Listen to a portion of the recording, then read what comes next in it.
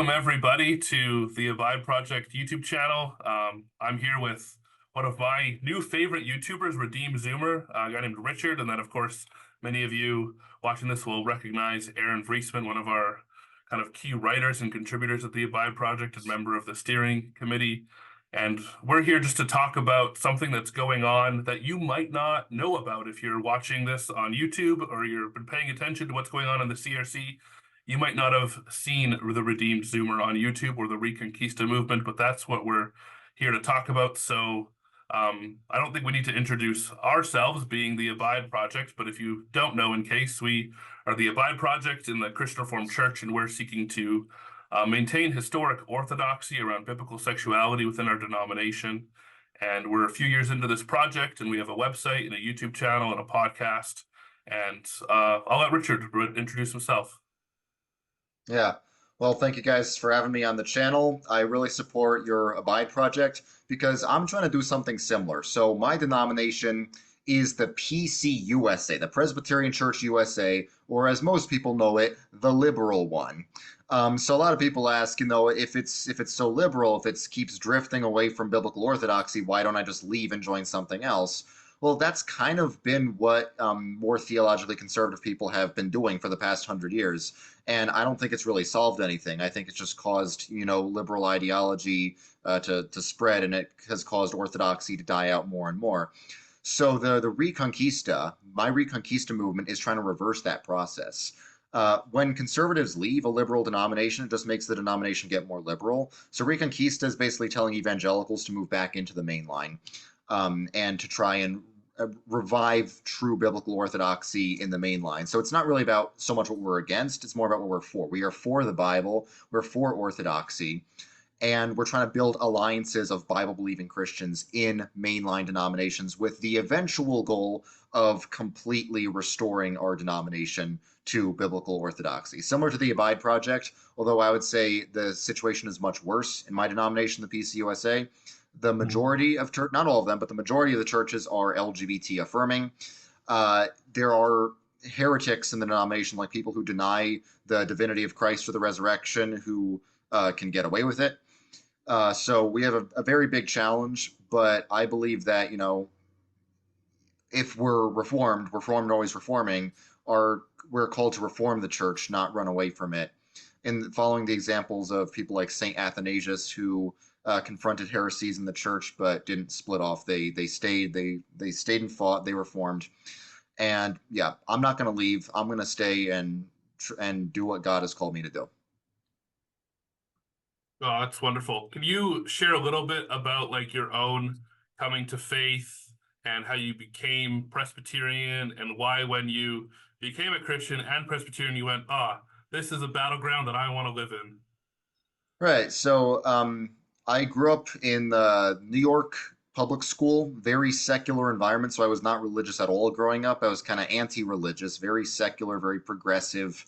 And I converted to Christianity when I went to a music camp in the Midwest where basically everyone was Christian. I saw Christianity for the first time. I saw how much more loving and alive those people seemed compared to what I grew up with. I saw that Christianity was beautiful. I saw the goodness, truth, and beauty of Christianity.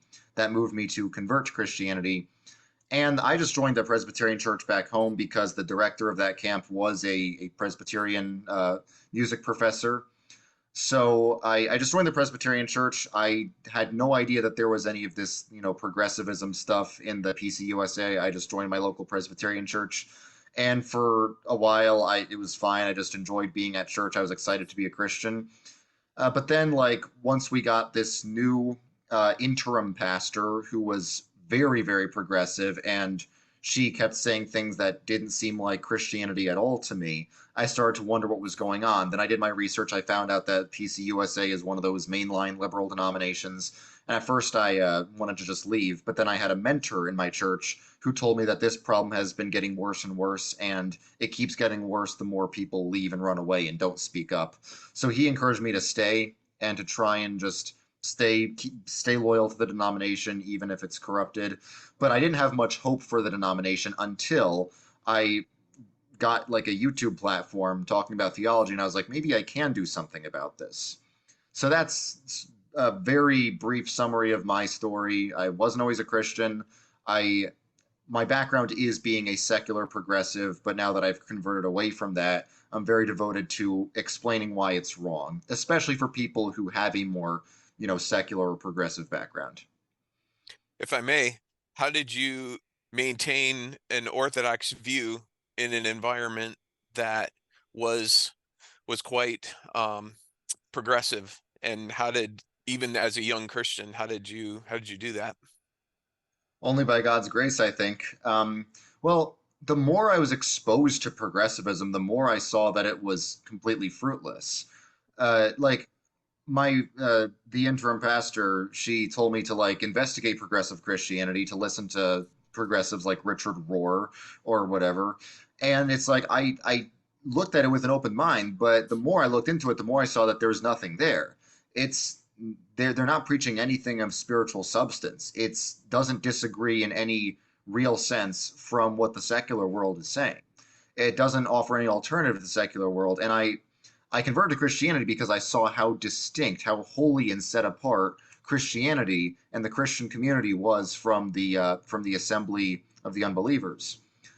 So that's it. Saw basically nothing distinct that we believe. The only core doctrine is basically universalism and inclusivity of everyone and everything. The only thing you're not allowed to believe is historic Orthodox Christianity, pretty much. So what got me to develop an Orthodox faith is seeing progressivism, honestly.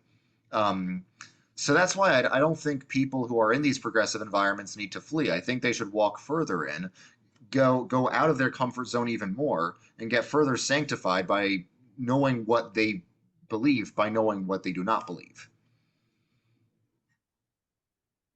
Very good.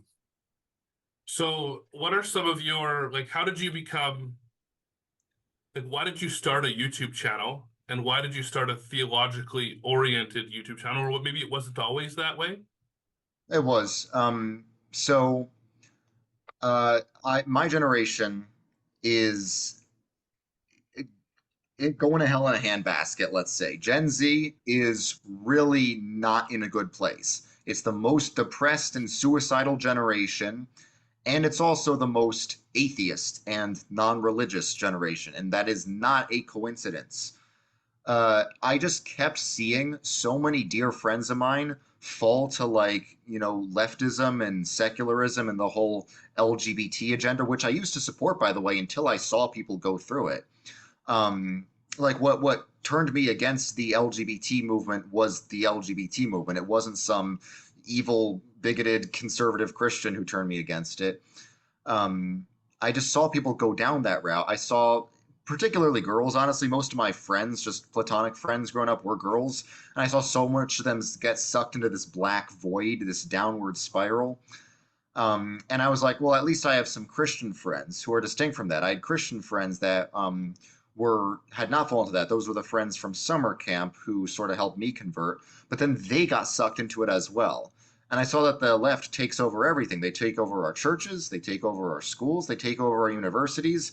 And then I saw them taking over the hearts of my friends, and that was one step too far. So I was like, I can't not do something about this. So I started a channel, Instagram page, a YouTube channel, just to try and like be an evangelistic voice, and more theologically oriented, because I think that we shouldn't try to have lowest common denominator Christianity. That's not going to have any substance or foundation. We should have deep intellectual Christianity as sort of a bulwark against the attacks of the devil. So because my friends went from Christian to leftist, I wanted to show the process can go in reverse with myself. That's why my name on Instagram is From Leftist to Christian. Um, my name is Redeem Zoomer, but that's sort of my title on Instagram. And I'm also trying to, just like I went from progressive to Christian, I'm trying to help my denomination as well go from progressive to Christian. I think progressivism is just like it's a virus that hijacks everything, but I think we need to start making the process go in reverse. Yeah, I think that's great.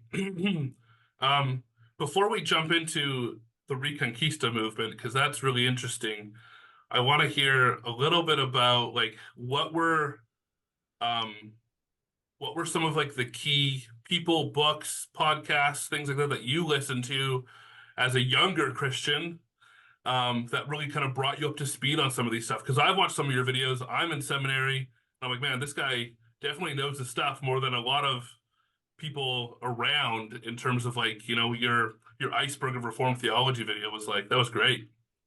Thank you. So at first, my first introduction to Reformed theology at all was Tim Keller. Like when I first heard that the Presbyterian Church was Calvinist, and I looked up what Calvinism was, I was freaked out by it. I wanted nothing to do with it. But then listening to Tim Keller and stuff, that helped me see the beauty of Reformed theology. And Tim Keller is very introductory level. He has more of a mere Christianity approach, but still, I wouldn't be Reformed if it wasn't for him. He got me to understand salvation by faith alone for the first time. So that was like a year and a half after converting. So then for a couple of years, I was just like vague 5 points of tulip type Calvinist. Um, and then when I got to college, I went to college in the South, and everyone in the South is Baptist, a very low church, non-denominational and stuff. And that's when I started to dig even deeper into Reformed theology. That's when I really saw the distinction between, historic Reformed theology with the confessions and the like Reformed scholastics, the distinction between that stuff and modern generic evangelicalism. That's when I sort of, I guess you could say, got high church pilled. And for the audience who doesn't know what that means developed an affinity for a more traditional form of Christianity. Uh, so that's when I started to really study deeper. I read all the confessions. I saw that like the what's in our Reformed confessions, like the Scots Confession, or I guess for you guys it'd be the Belgic Confession, sounds basically Roman Catholic compared to most modern evangelical Calvinism. It's not Catholic. It's just that the truth is that evangelicalism isn't really Protestant. It's more like just Anabaptist. So that's when I started to really dig deep into the historic theology. And I thought this was so interesting, I wanted to share it. So that's what I also started talking about on my page, my Instagram page, my YouTube channel, all my other social media. So you asked about people. I only mentioned one person. So Tim Keller helped me get into like basic Reformed theology. Jordan Cooper, a very prominent Lutheran YouTuber, Lutheran pastor and YouTuber, he helped me understand like church history and stuff like that. N.T. Wright was also very influential on me in believing in kingdom theology, that our job as Christians is not simply to go to heaven, it's to spread God's kingdom here on earth. And Reconquista is really about fighting for God's kingdom. Reconquista is very influenced by N.T. Wright. So I'd say that Tim Keller, Jordan Cooper, N.T. Wright, those have been some of the biggest influences on me. That's awesome. I I would also share like a Paul. same. I Go also ahead. like Paul Vanderklay. I know Paul Vanderklay is one of your guys, so I like Paul Vanderklay as well.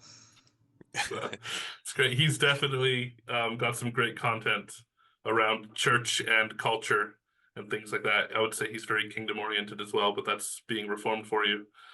Based. I would share your affinity for the confessions, my own kind of journey. I grew up reformed, but like my own kind of affinity for theology and call into ministry was not through personalities online, like many young conservatives come in through Piper or MacArthur or whatever.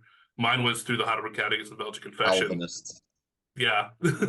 So I Um, appreciate that. Okay, there's so many topics of conversation that I want to share, but let's go into Reconquista and share kind of the mission, the genesis of that, and why you chose Reconquista, even with some of the historical baggage that word comes with. right. So now a lot of people they confuse the Reconquista with the Spanish Inquisition. We're not for Hmm. the Inquisition. We're not for, having like killing Jewish people or whatever. No. Reconquista, the literal meaning of it is retake. Spain was Christian. It was conquered by Muslim kingdoms, and then the Christian kingdoms conquered it back. That's all it was. It is a centuries long campaign to just retake Christian lands. Something used to be Christian, it stopped being Christian, it became Christian again. And that's what we want to do with the mainline churches. They used to be Christian, they're largely not Christian anymore. We're going to make them Christian again. It also applies to like a lot of Ivy League schools. I want to do a Reconquista of Ivy League schools. They used to be Christian, now they're not Christian, they should be Christian again. So that's all that Reconquista that's what the name means. It's not meant to be anything violent or controversial. It's just a recognition that these institutions should return to what they were founded upon. Yeah. So what's how does Reconquista operate? Like, is there a building? Is there a website? How does it, what are the kind of the strategies, key players? Like, what does it look like?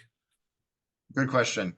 So Reconquista as a whole, it's not like an official organization. It's an alliance of uh, revival movements, of conservative revival movements in each mainline denomination. So there is a Reconquista movement in each of the seven mainline denominations.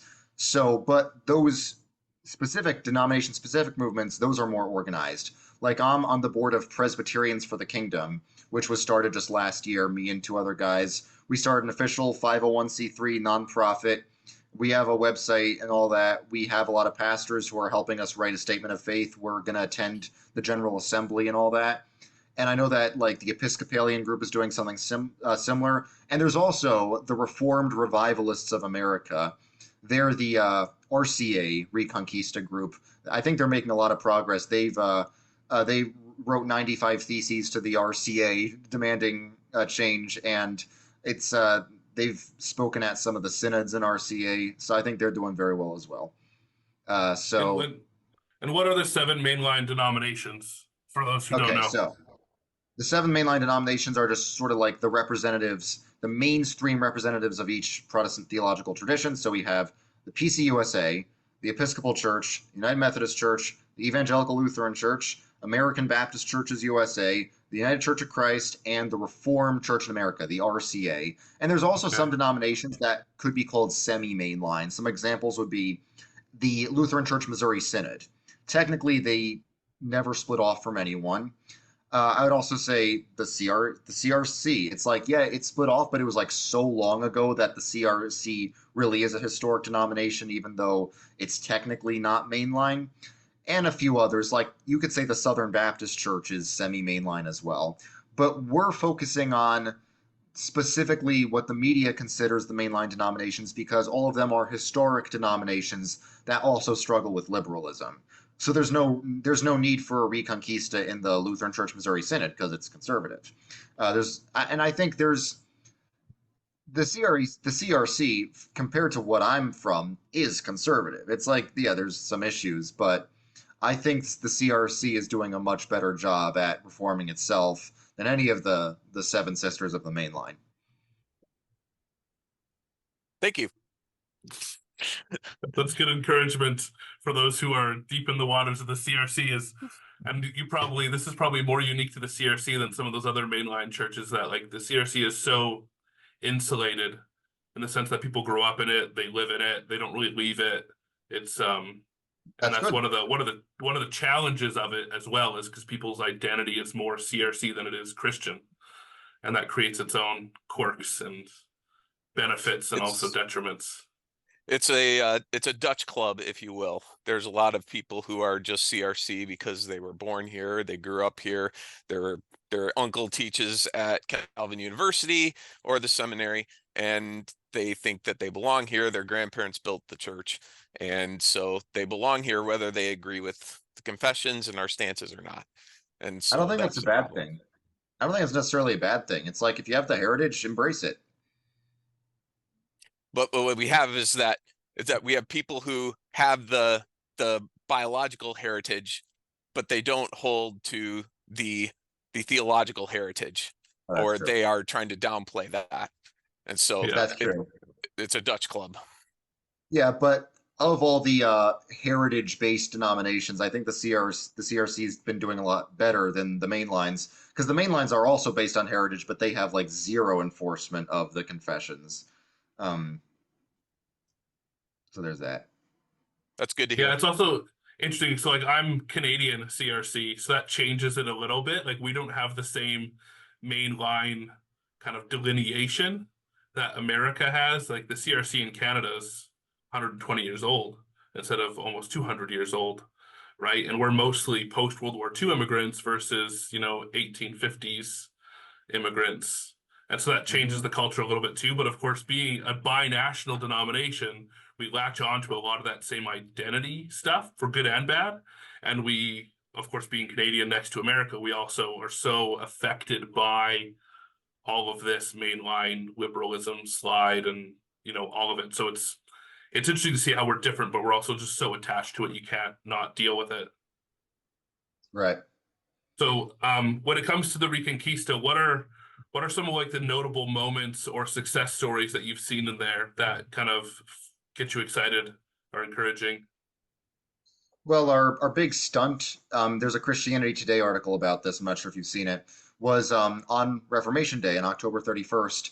Each of the seven denomination-specific Reconquista organizations drafted 95 theses against liberalism to their respective denominations. On Reformation Day, they sent emails to every church in their denomination they could find. They posted the theses physically on the doors of those churches. They did a lot of things, and a lot of pastors found out about the Reconquista because of that.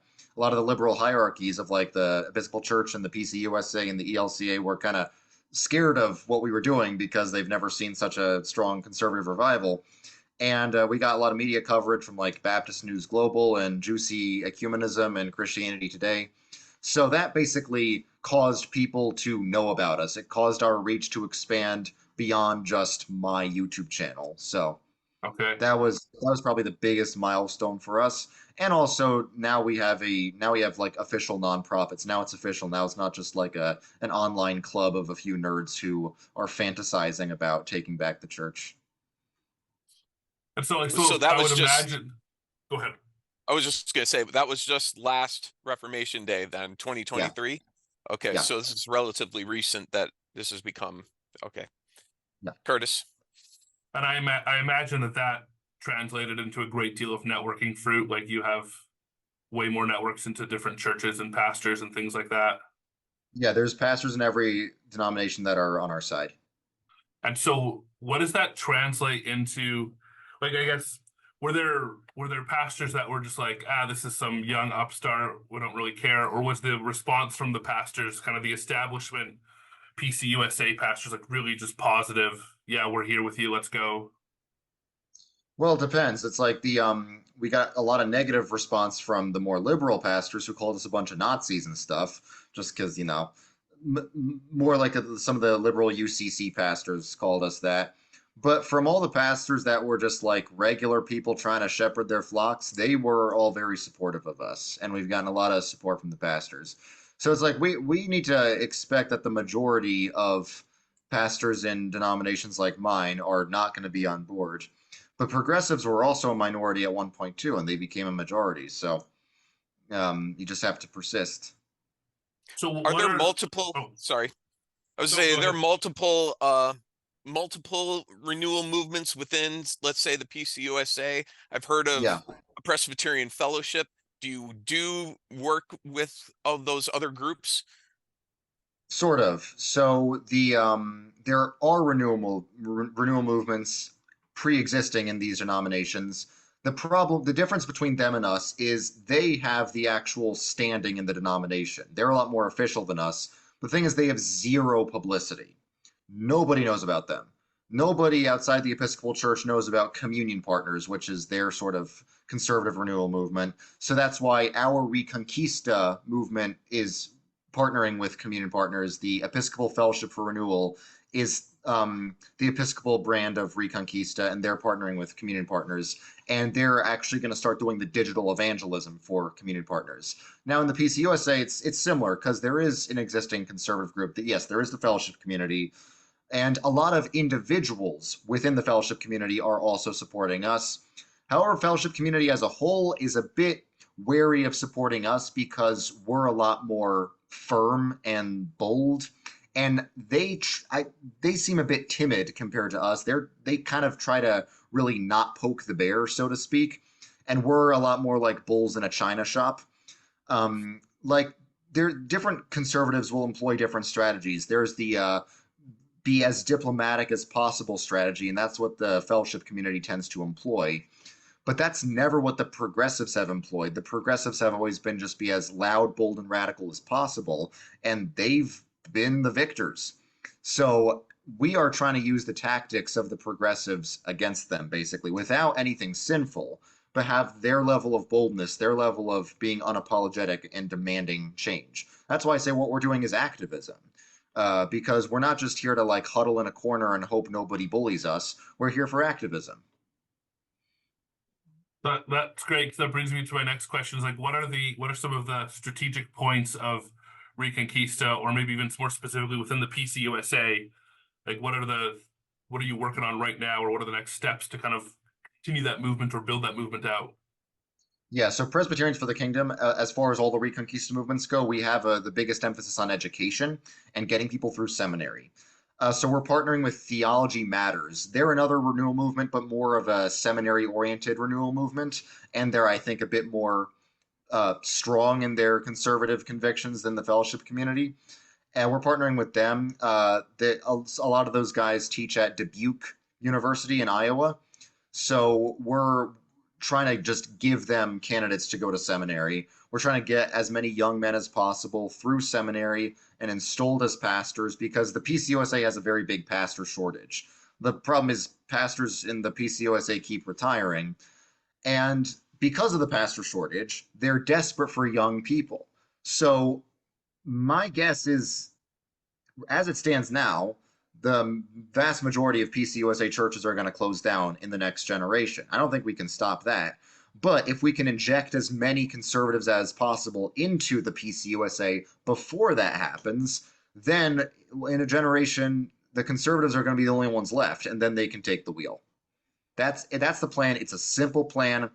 I did the math. It's going to work. The question is, are people willing to do it? I'm willing to do it. So when you say seminary, do you send them through Princeton, or do you Well, look outside of the PCUSA for seminary? Well, there's a bunch of PCUSA seminaries. Princeton is a bit difficult. I mean, there is an evangelical fellowship of students at Princeton that I'm sort of secretly in contact with. They don't want to get hunted down. But Dubuque is the main seminary where we try to encourage people to go to because a lot of the professors at Dubuque are allied with us. Dubuque is also a PCUSA seminary. There's like 7 or 8 PCUSA seminaries. And I'd say Dubuque is probably the most conservative, and that's where we have allies. But really, we would encourage people to go to seminary wherever, whether it's even if it's outside the PCUSA, like Fuller or Gordon Conwell, anywhere where they can get ordained in the PCUSA, basically. And there's even a guy in our Reconquista who's going to RTS, a PCA type seminary. Most of the time, you can't get ordained in the PCUSA, but these days they're so desperate for pastors that he's getting ordained anyway. So the more desperate they get, the easier it'll be to retake. I think we're seeing some of that in the CRC as well. If I think of like my classmates at Calvin Seminary and even some of the people that are coming in through, like we have this thing called the commission pastor where we can ordain kind of lay people with special gifting. A lot of the people coming in historically have been much more liberal, but we're seeing a much more conservative movement of students and commission pastors coming in, at least what That's I'm great. seeing. So The Roman, I think the math works out. Yeah, the Roman Church is also seeing the same thing. A lot of Romanist priests are skewing more conservative. I think it's because these days, people in my generation, people don't get involved in religion unless they're conservative, basically. There's not really a point otherwise, as you said earlier. The progressive church doesn't have anything to offer. Yeah, like in the Boomer generation, it was a social obligation to go to church. But among Gen Z, you only really go to church if you care about it. And that's why there's a pull among the boomers to want to stay with the culture, because the culture and the church back then were very connected. And so there's kind of that influence there. But Gen Z, it's a whole different ballgame.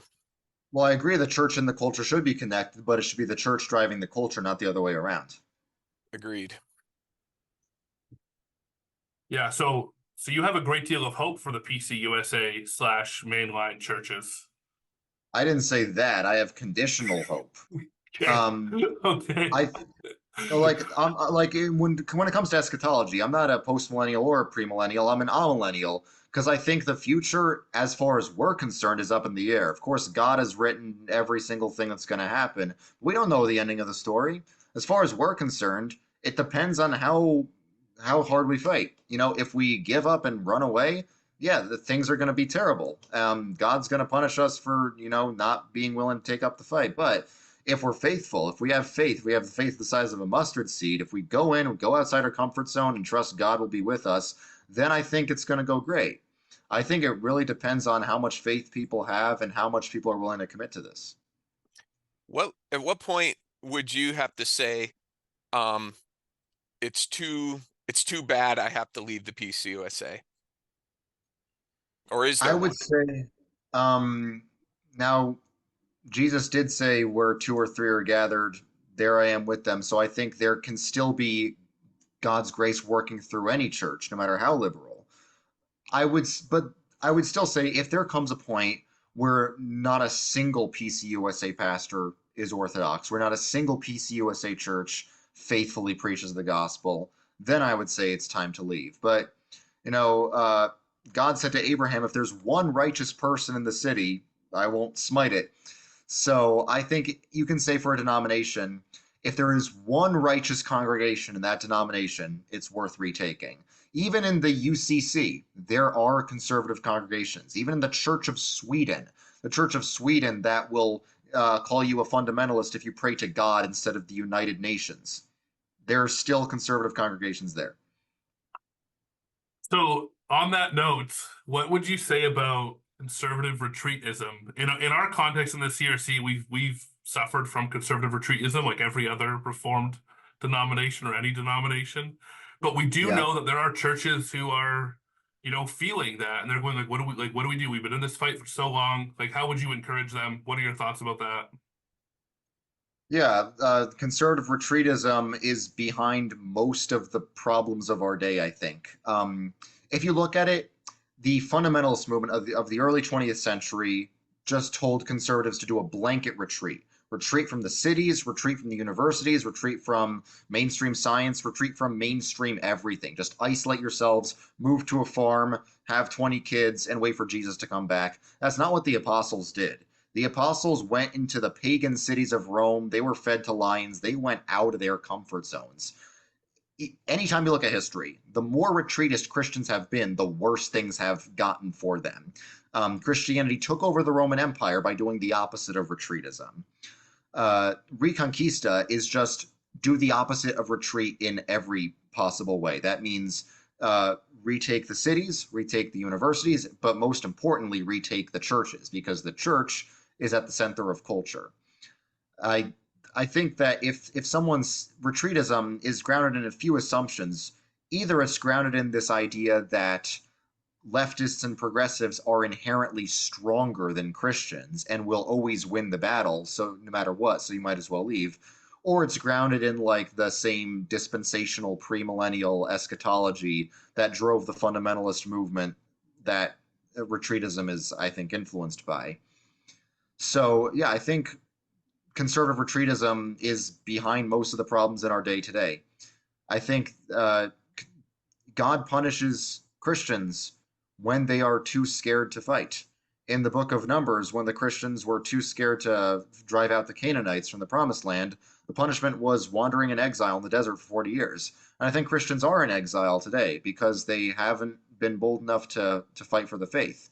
They've sought out comfort zones and safe spaces. You know, conservatives make fun of liberals for wanting a safe space and being snowflakes. But in reality, it's often been the conservatives who want a safe space, and it's the liberals who are willing to go out of their comfort zone and to actually persist and conquer places that weren't previously friendly to them. So I think nothing is going to get better unless conservatives completely flip around their mindset from retreat to reconquista. So if I may, there would be some conservatives who would say things like, how could you stay in the PCUSA when the money that you are putting into the offering plate is going to health plans that include abortion coverage, for example? How could you be a part of something like that in good conscience? We pay taxes, and the taxes go to things that are immoral, but Jesus doesn't tell us to not pay taxes. He tells us to be salt and light in the world and have a positive influence. So when it comes to the issue of money, especially in the mainline churches have money no matter what. They are sitting on piles of gold that have been donated to by generations and generations of faithful Christians. They basically stole Christian money. These people who donated their estates to the church would be rolling over in their graves to find out what their money's being used for. So we don't have to give the mainline churches any money. They already have that. So what we can do is we can either leave the mainline churches, and then once the churches die out, the buildings will just be sold to some strip club or mosque, and then the PCUSA will just use the money from that. Or we could participate and maybe donate a little bit money to keep the lights on in the church, but with the end of actually reforming the church and stopping this practice. Because if we do not do anything, if we leave the church, then Christian money will be used to fund abortions and transgender surgeries, regardless of what we do. But if we stay and fight, then there's a much better chance that we can actually redeem these donations that have been given to these churches over the centuries. What would you say to those who would say it's a matter of conscience? The church has done this, or they believe this, or they're not hard enough on these lines, whatever the case may be. And they say, because of my conscience, I can no longer attend, I can no longer be there. Do you think that's a worthy reason, or do you think they need to adjust something? Now, I apologize for not saying this out front. So, the most common misconception about the Reconquista movement is that we're telling people to march into progressive congregations, which is not what we're doing. We actually need the progressive congregations to die out. We are telling people to go to conservative churches within the main line. That's why our Reconquista map is a map of moderate to conservative mainline churches. Those are the ones we need to preserve and let the progressive ones die out, because once that happens, then conservatives can retake the denomination. So we specifically do not want people to go and support and strengthen progressive congregations. If someone is already part of a progressive congregation, they think they can still make a difference, by all means stay. But in terms of the new people we're trying to inject into the denomination, we're telling them to go to the conservative churches within the main line. So that's what we're doing. And now, some people might say, I can't, in good conscience, be part of this denomination. Well, there's an important question we have to ask. Does the church exist for Christians, or do Christians exist for the church? I think more of a Lutheran answer might be that the church does exist for Christians, but I think the more Reformed answer is that Christians exist for the church. We're soldiers for the kingdom of God. So because of that, we shouldn't necessarily select the denomination that most agrees with us, but rather the denomination that most needs us. And I think the denomination that most needs faithful believers are these historic mainline denominations that were founded upon the biblical truths of the Reformation, but have gone astray from them and need to turn back.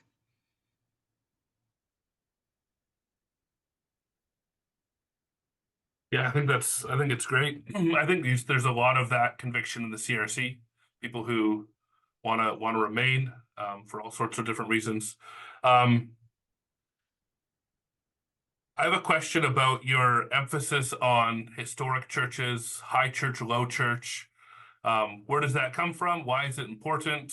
How does that fit into your life, the Reconquista movement?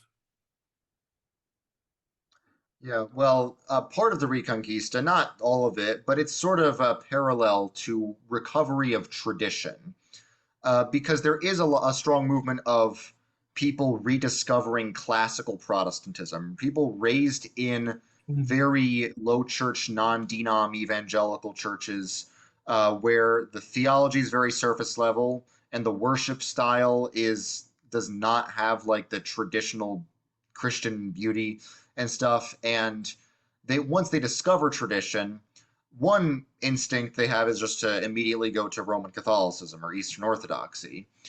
And that is completely unnecessary, because Protestantism has just as much beauty and tradition as those other churches. But Protestant tradition is largely going extinct, because most Protestant churches in the main line are either most Protestant churches are either in the main line, which means they're traditional but not conservative, or in the evangelical churches, which means they're conservative but not traditional. So part of the Reconquista is trying to take those halves of traditional Protestantism and sort of glue them back together. Because in offshoots like the PCA or just other evangelical bodies, you'll have sort of an inwardly traditional Protestantism, but an outwardly very modernist Protestantism. And in the mainlines, you'll have an outwardly very traditional Protestantism, but an inwardly very modernist Protestantism. So we want, I think Reconquista is the only way to revive traditional Protestantism as a whole. Because, yes, there are examples of traditional Protestantism outside the mainline. I think the CRC is probably the biggest example there is, along with the LCMS. But it's rare. It's very rare, and it shouldn't be rare. So, in your experience, with Gen Z, because I guess you are Gen Z, you live within that Yes. world, Minecraft, YouTube, etc., etc. You think that high church, historic Protestantism, tradition, you think that meets the needs of what people are longing for? Yes. Now, when I say high church, there's multiple senses of the word. Like in one sense, I'm low church because I'm Reformed, but low church during the Reformation seems high church compared to modern evangelicalism.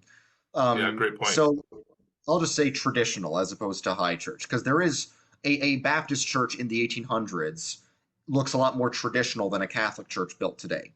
So I'll just say traditional. I think Gen Z has been raised in a void of ugliness and modern chaos. So a lot of Gen Z is reacting to that by desiring order and tradition. And there's a massive movement of people in Gen Z towards more traditional Christianity. But if we don't revive traditionalism and Protestantism, they're just going to all go to Rome and the East, and a massive number are going to Rome and the East. Um, so I think it really does meet the needs. I think that one of my music professors says beauty feeds the soul, and that's very important. I think modernism had to experience a world without beauty to realize why we need it. I think evangelicalism, we had to experience a Christianity without beauty to understand why we need it. Because the only religion ever, aside from maybe like weird Gnostic cults or whatever, the only religion in human history that in which worship was not synonymous with objective beauty is modern evangelicalism. Goes against not just every other denomination of Christianity, but every other religion. Period. The concept of religion without beauty, religion divorced from objective beauty, developed in like the last 60 years as a result of modernism.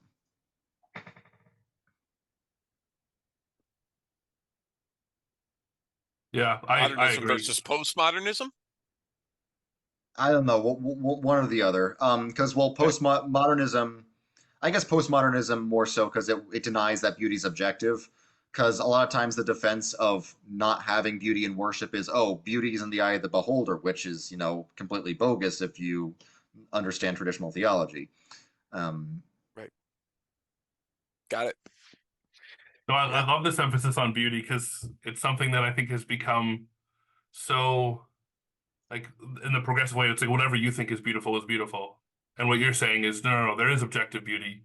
We can appreciate that, and we should lean into that because, of course, that comes from God creates here's beauty. Yes. The difference between objective and subjective beauty is the power to persuade someone of something they don't already believe. Like an example is, I'm Lithuanian, like a little bit of my heritage is Lithuanian. We have a little historic rivalry with Russia.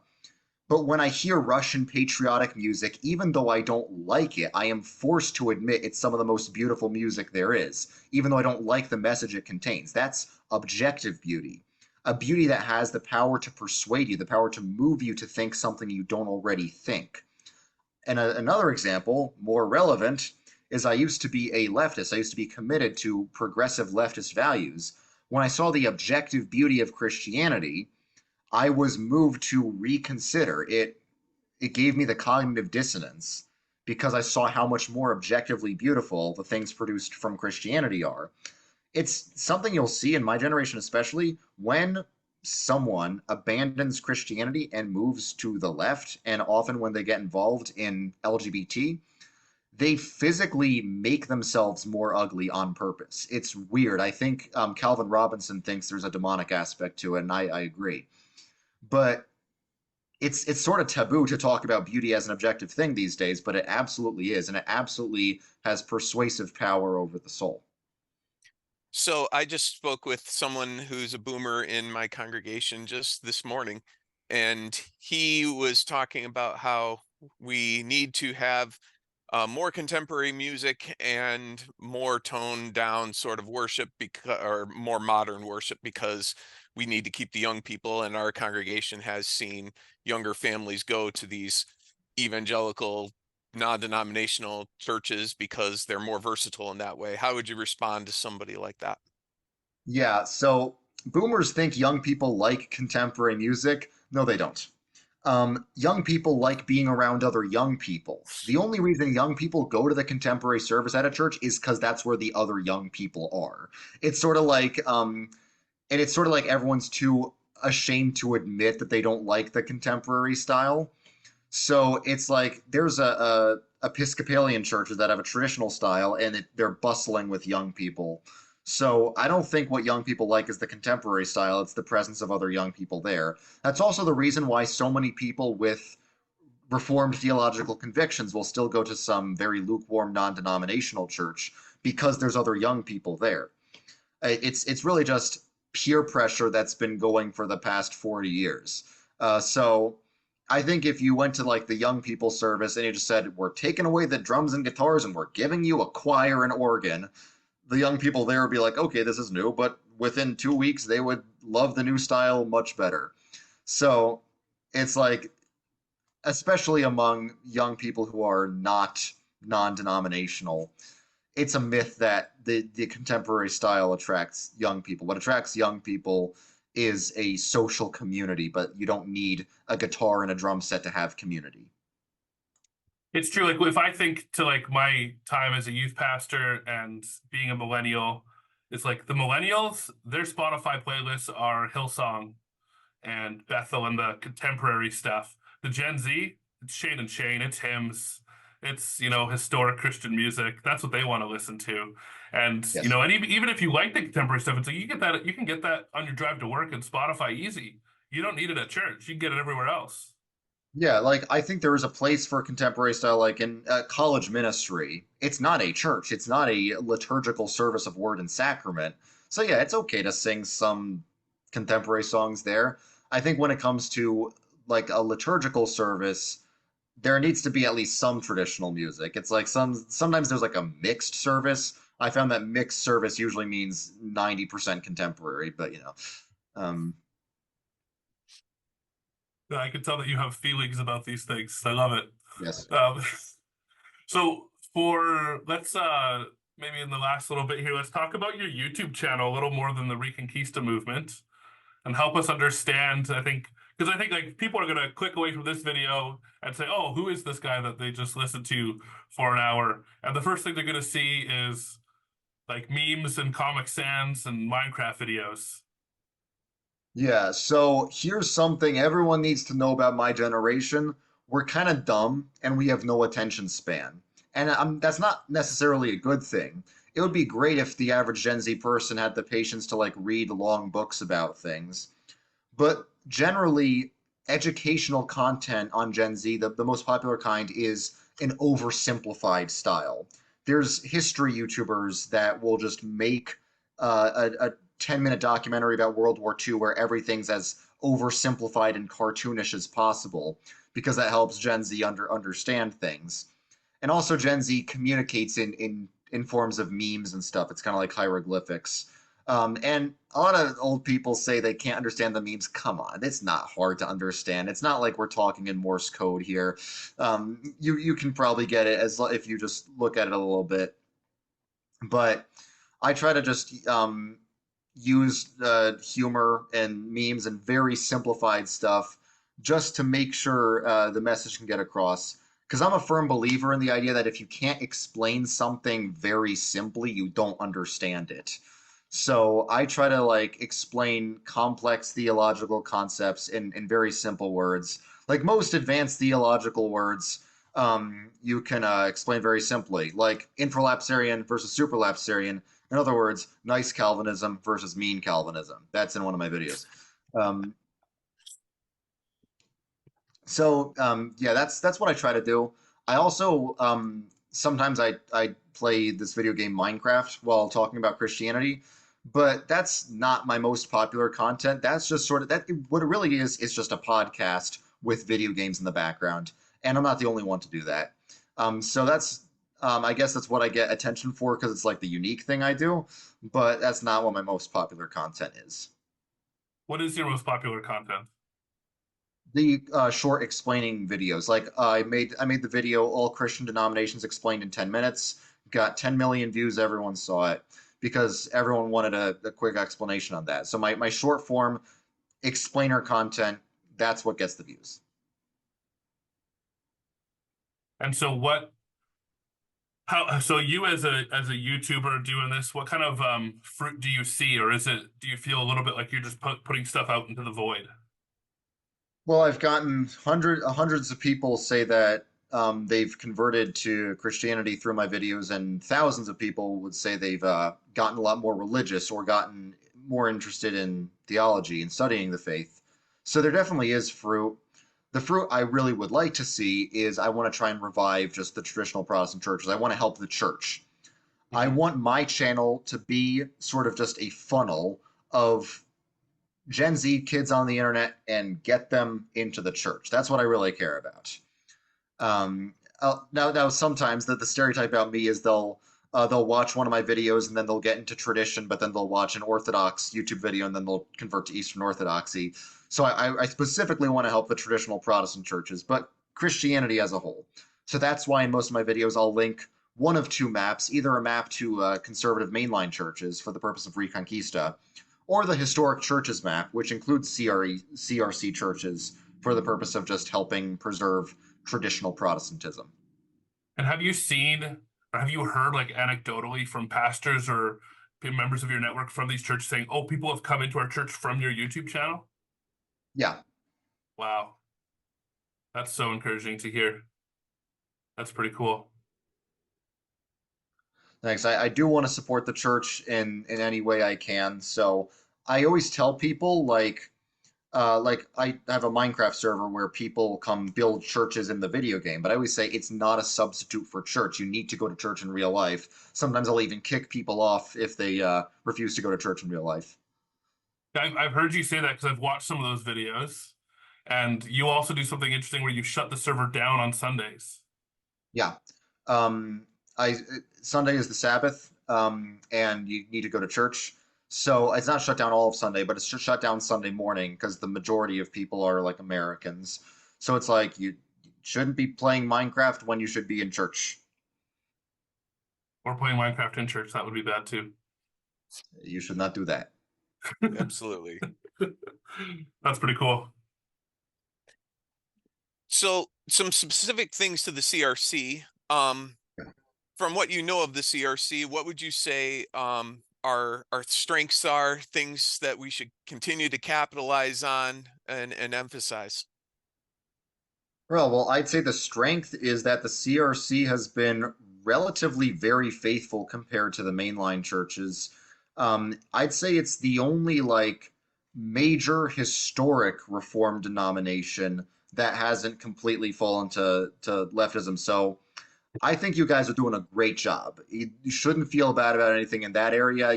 There might be some discouragement. I know that there's some progressivism, but I was very encouraged. It's like Synod 2022, Synod 2023. Apparently that the liberals did not get their way and they're considering like leaving now. Is that true? There is some the liberals did not get their way in 2022 or 2023. There were a couple hiccups in some of those synods, but in general, we basically said that no, sexuality, human sexuality, and the orthodoxy on that is a deal breaker. It's confessional status, and we have to abide by that and follow that.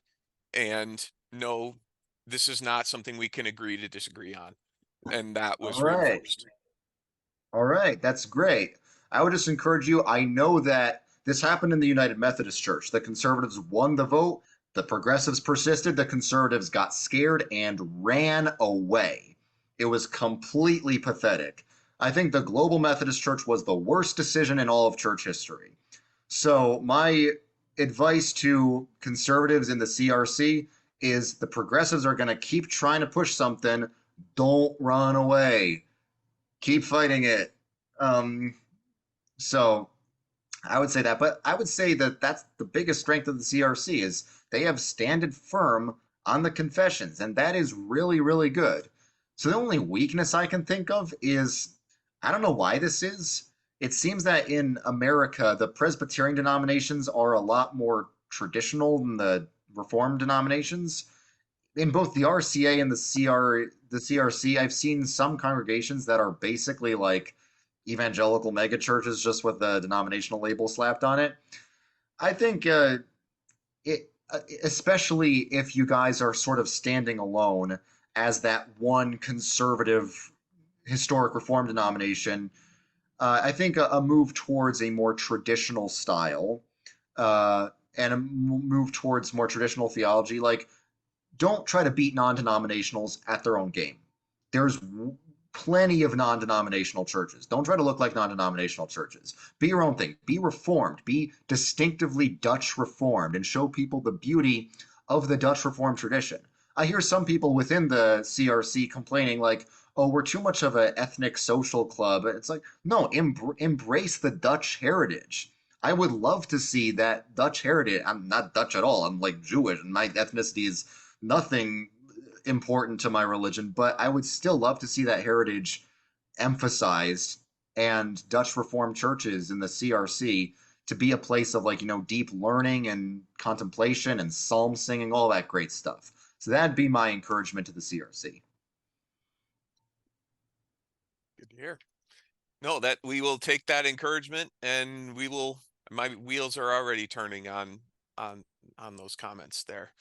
I think we would want to encourage you as well Thank to you. remain faithful and to persevere and to continue to stand for the gospel, to preach it, and to live by it, even in an adverse environment where that is not popular. I imagine you get a lot of blowback and a lot of heat in your circles for what you're doing. Is that accurate to say?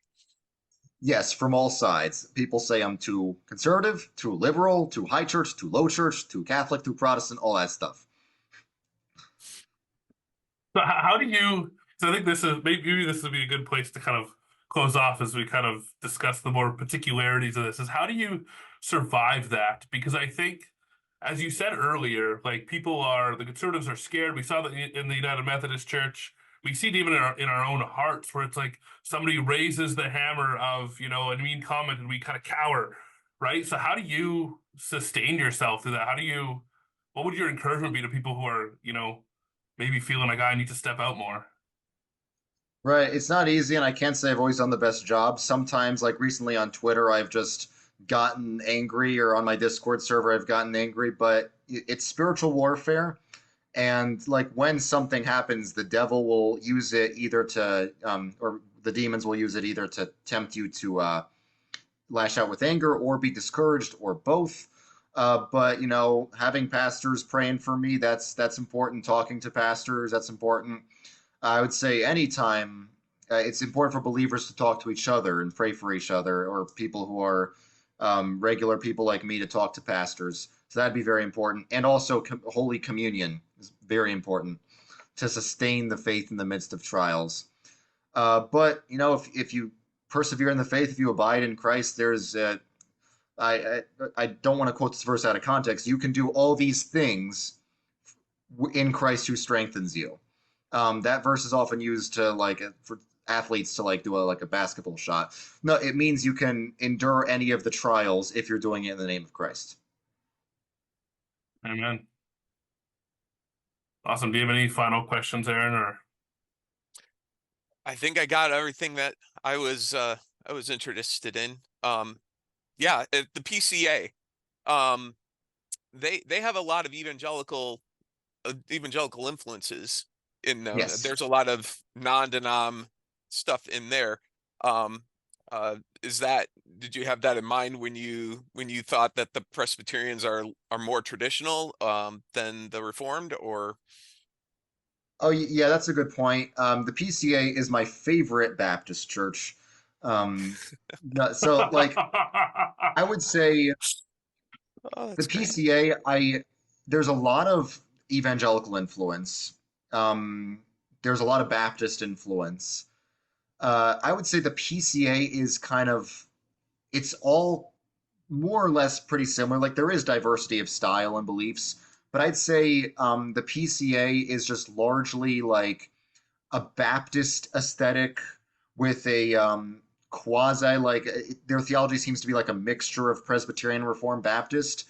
But in the PCA, there's no like serious evangelical megachurch type churches. Maybe a few here and there, but I've noticed maybe more so in the RCA than the CRC. But like in some of the Dutch Reformed denominations, it's like this is like this is not just Baptist. This is like non-denominational. Um, so I think maybe in terms of theology, I think the Dutch Reformed denominations are a lot more traditional than the Presbyterian ones. Like you won't find Zwinglianism in any of the Dutch Reformed denominations, and you will find that in the Presbyterian ones.